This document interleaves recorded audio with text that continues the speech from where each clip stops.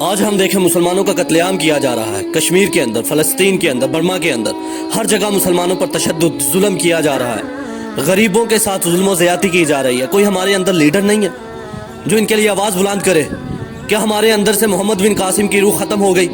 کیا ہمارے اندر سے صلاح الدین ایوبی جیسا جذبہ ختم ہو گیا؟ محمود غزنوی ہمارے اندر نہیں رہا؟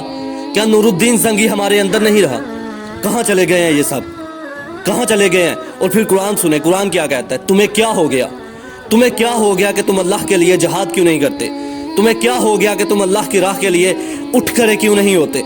ہم نے اسلام کو پیچھے چھوڑ دیا، ہم نے اسلام کے ہر ایک پہلو کو پیچھے چھوڑ دیا، قرآن کو سائڈ پہ رکھ دیا، حدیث کو سائڈ پہ رکھ دیا، سیرت نبوی صلی اللہ علیہ وآلہ وسلم سائڈ پہ رکھ دی، اور آج ہم کیا بن گئے؟ ایک غلام قوم بن گئے، اور ہمارے سینوں کے اندر ایک جذبہ نہیں ہے کسی کے لیے اٹھ کھڑے ہونے کا۔ ہم اپنی نگاہوں سے دیکھتے ہیں ہماری سوسائٹی کے اندر غریبوں سے کس طرح سے سلوک کیا جاتا ہے، لیکن ہم آواز بلند نہیں کرتے۔ ہمارے حکمران کس طرح ظلم و ستم کر رہے ہیں، ہم آواز بلند نہیں کرتے۔ کیوں؟ کیونکہ قرآن نے کہہ دیا جس طرح کی قوم ہوگی اسی طرح کے حکمران ہوں گے، جس طرح کی بدبخت قوم ہوگی اسی طرح کے حکمران ہوں گے۔